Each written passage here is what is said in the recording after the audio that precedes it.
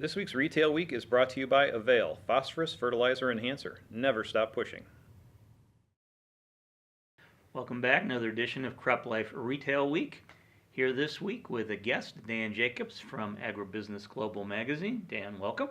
Thank you. Good to be here. My regular partner, Paul Schrimpf, is with the rest of our group at the Precision Ag Vision Conference in Phoenix, and probably in the next week or two we'll have a couple of updates on what was said at that big Precision Ag meeting. But in the meantime, Dan, I guess you folks at AgriBusiness Global are also planning an event coming up here in December, if you could clue us in.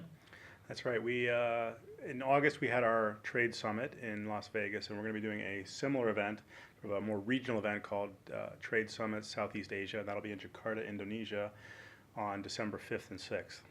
Okay. And what type of feedback or what kind of anticipation are you getting from folks who are signing up? I mean, do you have a count yet of the number of people that are planning to attend, or? Not yet. I mean, there's certainly registration is open.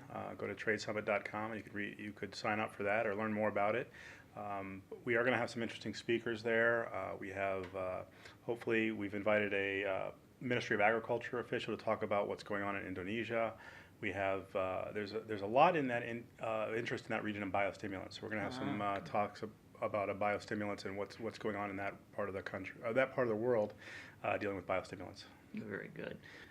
Well, speaking of December, Dan, I know that one of the issues that has been followed for years is the use of glyphosate in the EU, European Union, and I know that has not been the easiest road forward for the folks that market glyphosate in the EU. So I know we have an extension of the use right now till December 15th, but tell me a little bit more about what you're hearing will happen after that point. Yeah, that was just the latest of a number of extensions.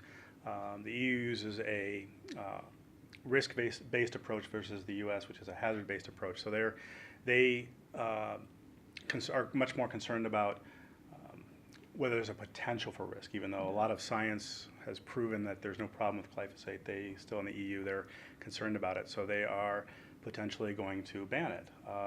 One of our regular presenters, Bob Faircloth, who is with Kleffman Group, regular contributor to our magazine and speaker at many of our events, was actually presenting at the committee that's deciding this and talking about how if they actually do decide to ban glyphosate, it will actually have a much more detrimental effect than any possible health hazards it could have. And of course, most of the science that's been done has said there are no health hazards, so banning would even be ridiculous on that side as well.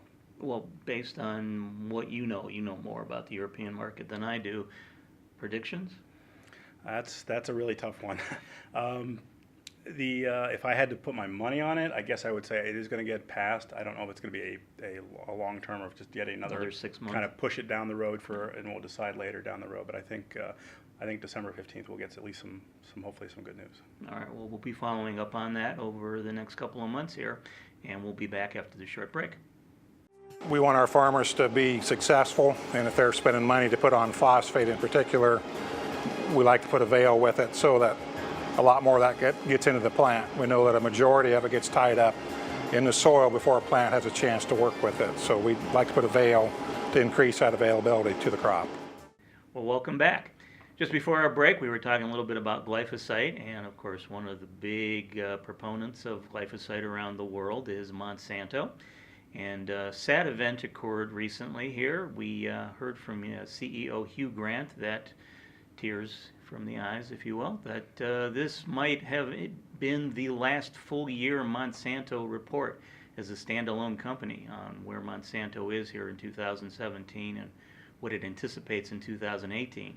One of the things, of course, is by hopefully the end of the first quarter in 2018, the Bayer-Monsanto merger will have gone through. I know that, Dan, we've heard that the regulators are looking at this deal very closely. What have you been hearing from your sources outside the U.S. regarding this proposed merger? It's just that they are looking at it very closely. Each different entity is looking at it and deciding what it is they like about it or what they don't like about it, what concerns them. There's a lot of speculation about what product lines or what businesses they might have to sell off to make this happy, to make them happy. And I think it will happen. I think nobody's concerned that it's not going to go through. It's just a matter of what will the final product look like. Okay.